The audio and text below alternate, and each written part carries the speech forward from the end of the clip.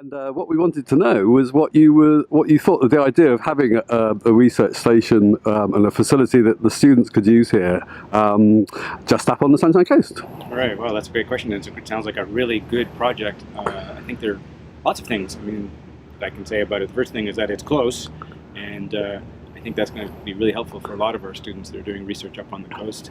I don't know whether your viewers know, but the Sunshine Coast is also very rich in biodiversity because of all the habitats, especially the marine side and the inshore side. And so I think that there's lots that one can do there on the coast. And I think the fact that it's local is also very important. I think if you can do local research, people in British Columbia like local biodiversity. That's what they value most. And so doing research at that scale, I think is going to resonate with British Columbians generally. That's what we found actually in our own research. Right. And do you have much need for places to go with students to do research? Is that something that comes up often? People wanting to go and do field work in wild, lovely places? Grad students at SFU always want to go to wild, lovely places to do research, and of course there are logistical difficulties because a lot of those wild places that we know about are hard to get to, and so we're always looking for places that are more accessible but still have the attributes that you need to do really interesting research in climate change, with endangered species, habitat changes, and just ecology generally. Yeah.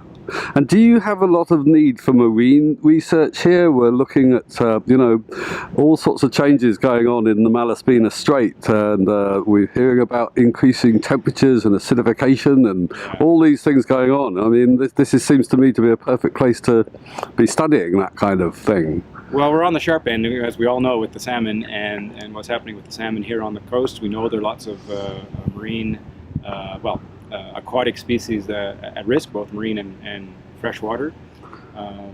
BC has a lot of that kind of biodiversity, and a lot of that kind of biodiversity is unfortunately under pressure.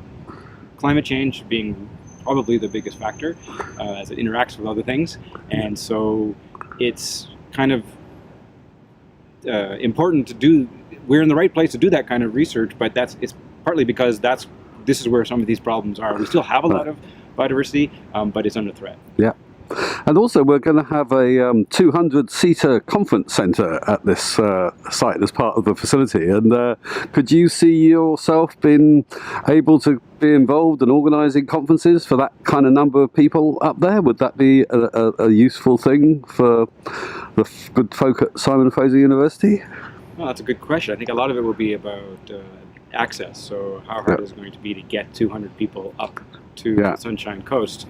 So if we can get around that, I think it might be a really attractive place, certainly closer than Bamfield. Yeah. And we do have a conference at Bamfield every year, an ecology conference called the Pacific Evolution and Ecology Conference. Right. And it's very popular, but it's far away, and that makes it more expensive. So we're always looking for new places. Well, we've got lots of accommodation up on the Sunshine Coast, and also we have a lot of boats too. So this is a really interesting prospect. So we also run a retreat every year here up in Brackendale. Right. And the reason we go there is because it's easy to get to. So, but we're always looking for new places to hold our conferences. We will also have a pub on site too, so that might be an added attraction. For graduate students, yeah. Okay.